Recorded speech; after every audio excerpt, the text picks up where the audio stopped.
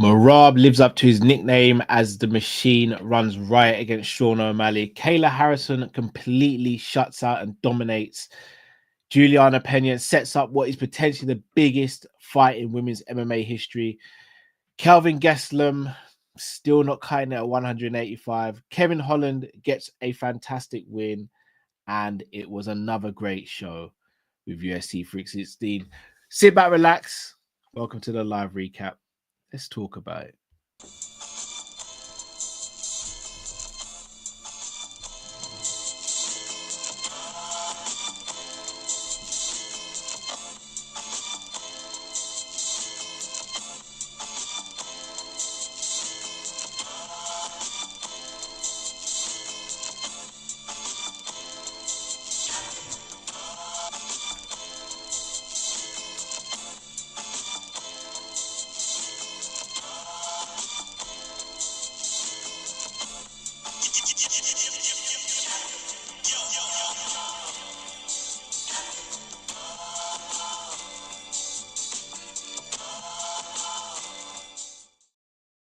Yes, everyone, hope you're well. Please do smash that like button. If you are watching for the first time, please subscribe to the channel.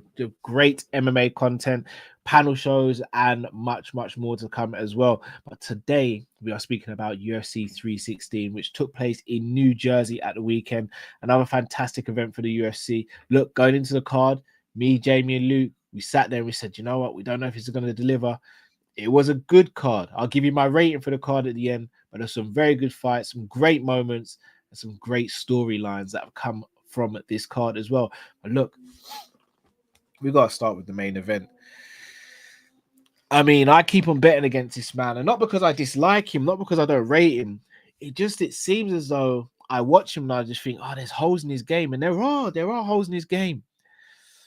But when you've got 4 or 5 lungs and you are crazy and willing to throw caution to the wind, maybe you just might be unbeatable. And that's what I'm sitting there thinking about Merab, the Machine, Davaris, really. What a hell of a fighter. And look, the first time he fought Sean O'Malley, people said it was 3 rounds to 2. So on the scorecards, it was close. But really, if you watch the fight, it was a clear win for Merab. And talk going into this fight was O'Malley's given up certain things in his life, that living a better lifestyle, a cleaner, healthier lifestyle, mentally more focused and checked in, physically completely healthy, no injuries going into it. Everyone's thinking, well, it's going to be a more competitive fight. Maybe Sean even gets it done. I got roped into it as well. Merab basically said, you are giving me a rematch against someone I've already beaten. I'm going to go out there and show you why I am the dominant 135-pound fighter in this division. And from the first round right up until the finish, he was just excellent, man. He was so good. His striking was good. His movement was good. His range control was good as well, which is something that you credit Sean O'Malley with having. And then the takedowns and again, maybe I'm just a geek or a nerd when it comes to the takedown. I know it's not everyone's cup of tea watching wrestling or grappling. I know it's not. And I'm not even trying to convince you to do it. I took my little one to jiu-jitsu for the first time today. And when I say my little one, my oldest, not my daughter, Alonzo, like she's only 1. I can't take her to jiu-jitsu. And Robbie's only 3, so I can't take him either. But my oldest, Stevie, he's 6. Took him jiu-jitsu for the first time. And we didn't even roll around on the mat or anything. I just wanted him to watch. And when my sensei was going through different drills and different takedowns, there are so many different nuances with taking someone down. But you have to do it so well in a way whereby you're taking someone down. You've got to make sure they don't get on top of you and mount you, that you don't hurt yourself, you don't put yourself in a bad position where you're going to take them down in respect to where the cage control is and etc. Merab is a master. And when you look at his stats, you'll probably sit there and you go, oh, well, he only gets half his takedowns. Yeah, because not every takedown he goes for is to try and definitively get you to go down and to stay down. A lot of his takedown attempts are to keep you guessing, to keep you wondering. He'll take the takedown if it's there, but he doesn't get disheartened. And I think that's what the hardest thing is to deal with Merab. You look at other fighters like Colby Covington, for example. Colby's main aim is to get you down and to keep you down for as long as possible. Merab doesn't care if you get back up. Merab will just keep on taking you down, keep on taking you down, and keep on taking you down. He wants to break your will. He wants to break your spirit. He wants to gas you out, and then he can take over. And he did this to Sean. And look, even the submission, it's a very rare choke we see. It's a ninja choke, but it's from the north-south position. Again, not often we see these chokes. It's hard to get in position to do it, even harder to finish an opponent. But once again, Merab does it. And he's getting to a point now where not only is he beating these contenders, he's now starting to lap people. Kamara Isman did this. He started to lap people, and you go, do we start having to put Merab not just in GOAT conversations at bantamweight, because I think he's in that conversation, might even be number one in that division now of all time. Do we have to start putting him in the pound for pound conversation? Merab's resume is crazy. Umar, Yan, O'Malley. He's beaten 1, 2, and 3 in his division. We know Corey Sandhagen's next. And I'll be real, Corey Sandhagen has a lot of threats that could really hurt Merab. Corey Sandhagen might stylistically be the best person to beat Merab. But we also know stylistically the best person to beat Sandhagen is probably Merab. If Merab goes out there and beats Corey Sandhagen and he does it definitively,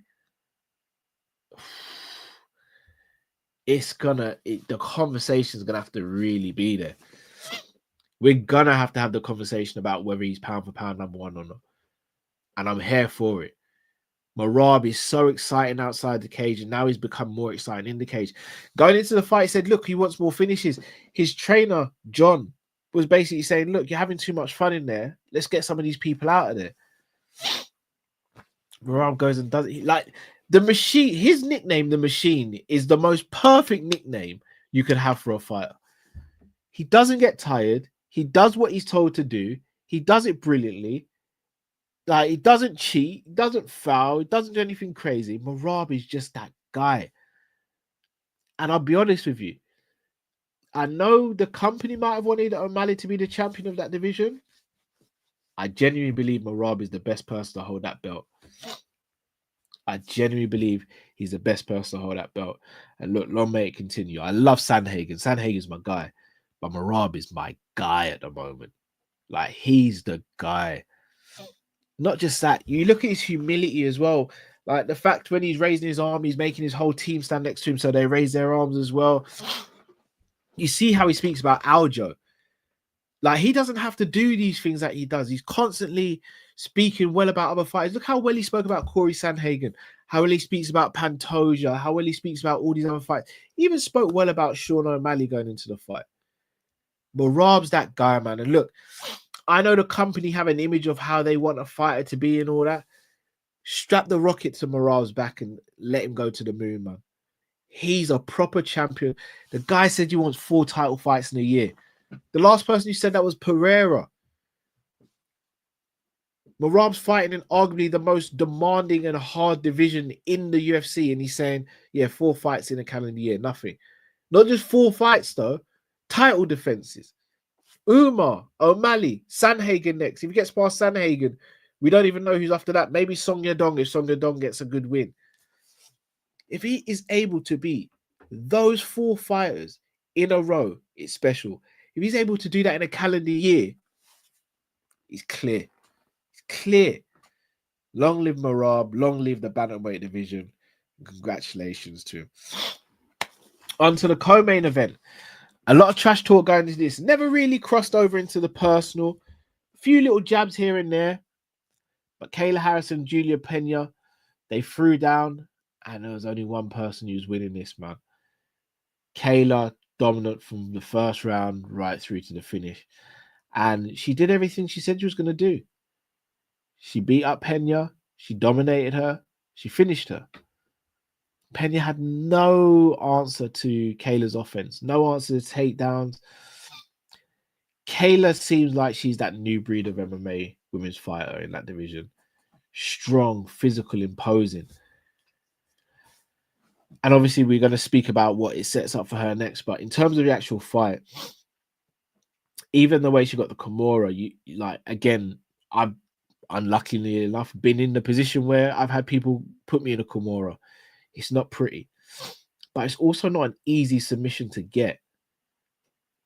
But it can go very bad for you very quickly.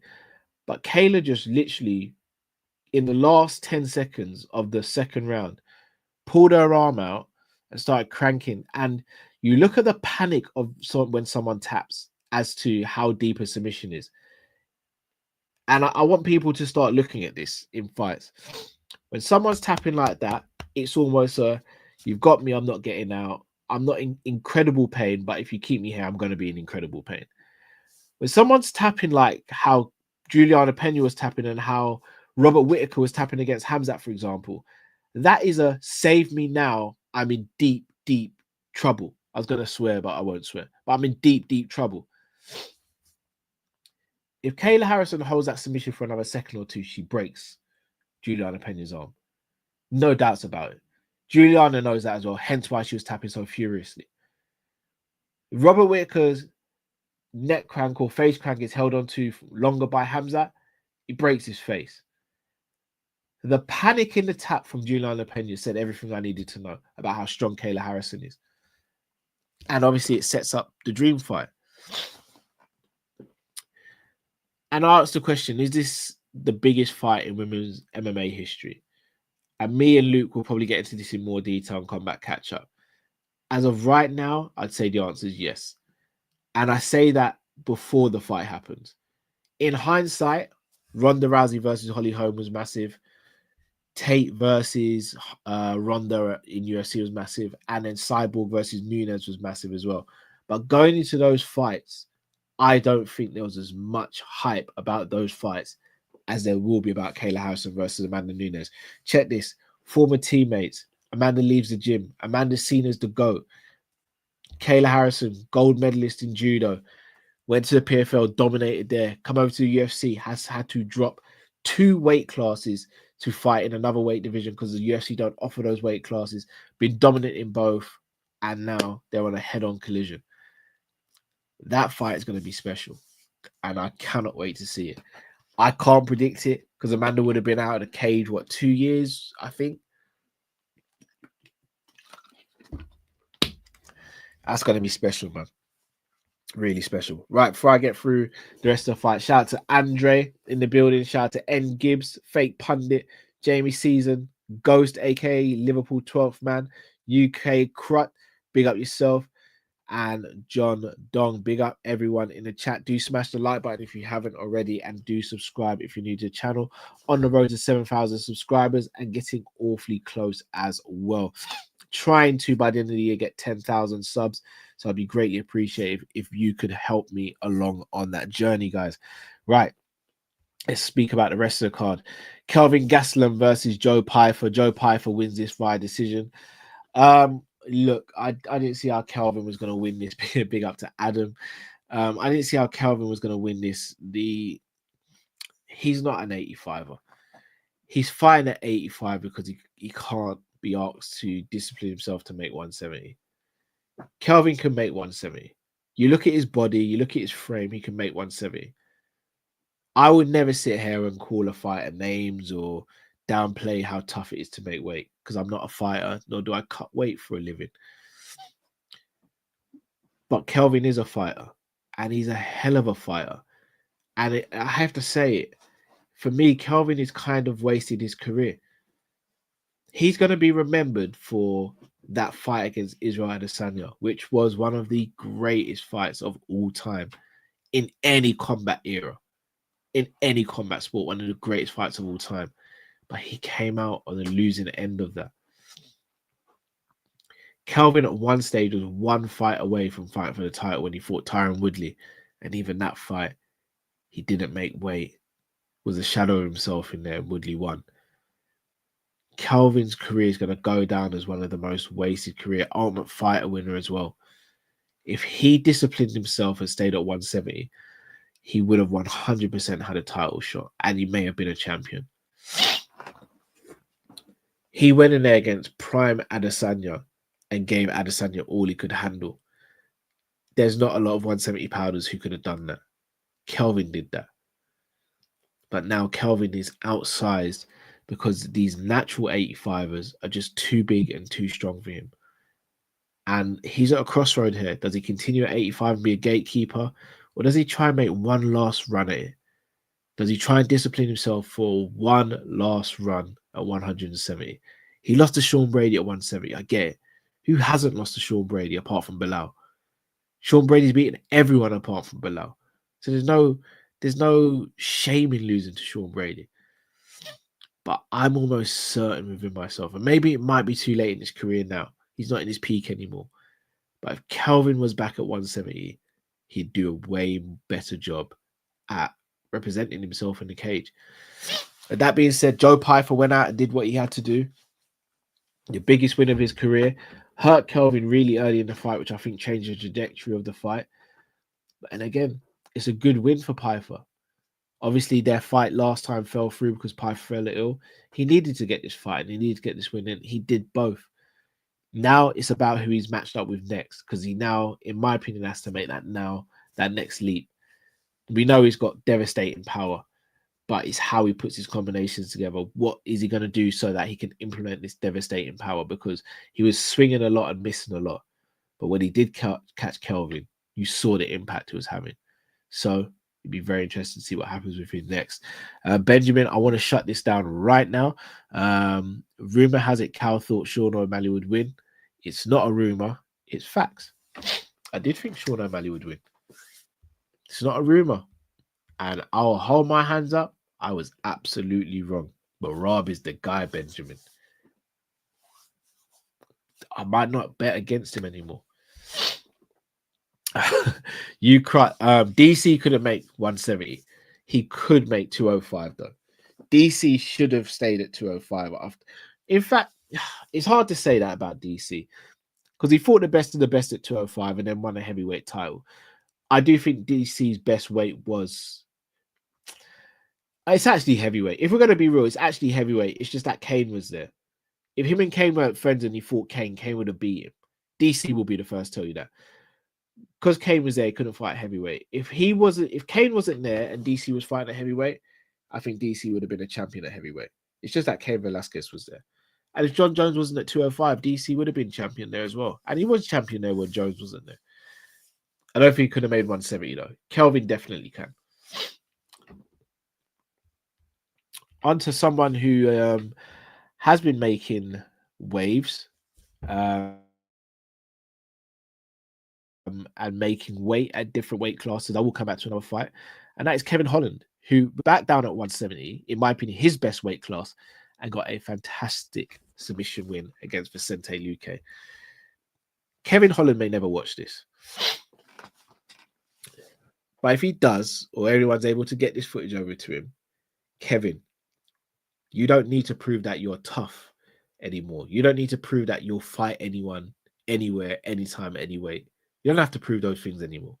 No one can question that about you. Ever.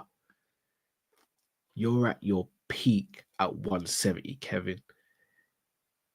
170 is your division, Kevin. You don't need to fight 85 for now. If you hone in and focus on 170, you're a problem for that division. You can make a title run, Kevin. I know you say you don't want a title, but what's the harm in getting a title? Look at Joaquin Buckley. If you need any inspiration to stay at 170, Kevin, look at Joaquin Buckley, a man that you knocked spark out. And yes, Joaquin's improved since then, but so have he. So have you, Kevin. You've improved since then. Kevin, 170 is your division. Will you go and dominate the division? Will you be a champion? I don't know. You probably don't know. But give it a try, Kevin. Because all that happens is if you go up to 85 and fight 85 and you lose, you got to rebuild yourself at 70. You've just got a great win over an established 170-pounder with Vicente Luque. And you did it in spectacular fashion with a spectacular submission. You called your shot against Colby Covington, which I'm good with. Go and beat up Colby. Go and do it. It's a good shout out. But just stay at 170 for a bit longer, man. I genuinely think you can make a run. You're a good fighter. No, scrap that. You're a very good fighter. Just hone in and focus. Because if you do it and you capture that belt, it'll change your life. It'll change your life. And then on to another person. Bantamweights again. All the hype going into the fight was Patchy Mix is coming over. We saw what he did at Bellator. PFL let him go because he had disputes there. Mario Bautista was going in there off the back of the Aldo loss. Sorry, Aldo win. Look, that's how much he's seen to have lost that fight and how much people dislike him because of that fight. I even just stumbled. Went on to that fight off the back of the Aldo win, but was the most villain person in the fight card because of that win. The script was written for Patchy Mix. Go in there, get a spectacular win over someone who's not a fan favorite. Call your shot against a top 5 contender. Beat that person and fight Merab for the belt. Champ versus champ. Mario Bautista said, I ain't reading your script. I'm making my own movie. Pause. He went out there and boxed the face of Patchy Mix. He dominated him in the stand-up and made it look extremely easy. People might not like Mario Bautista. You have to respect him now, though. Not a lot of people have done that to Patchy Mix. He made Patchy Mix look so ordinary in there. And I don't even think Patchy is ordinary. He's a great fighter. But he was made to look ordinary in there. In fact, scrap that. He was made to look like he's just a regular fighter. Beyond ordinary. Is okay fighter. Okay at best. Bautista was on point and was excellent. Kudos to him. I'm very intrigued to see who he's matched up with next. And if you follow me on social media, you'll see who I'd like to see him fight next. Look, people, and I wrap up there. That's been your UFC 316 recap. Do smash the like button, subscribe if you're new to the channel. We're back with panel shows and much, much more this week. So make sure you're looking out for that. Maybe even towards the end of the week, we'll have an interview with a special guest as well. Do smash that like button, please, people. And let me know your thoughts in the comment section below. My ranking for this card is, I'm going to go 7 out of 10. 7 out of 10. Big up our brother, Don Hassan in the building as well. Hassan versus Tom at UFC, who wins. Jay, Tom Little said he's got boxing experience, bro. Careful, Hassan. He might hit you that 1-2 real quick, bro. You never know. But yes, people, make sure you smash that like button, subscribe. Guys, subscribe to Hassan's channel as well. Also, make sure you subscribe to Jamie Phillips' channel and Luke's channel, links in the description as well. That's been another UFC recap from me. My name is Callum, representing the Sanderson Show.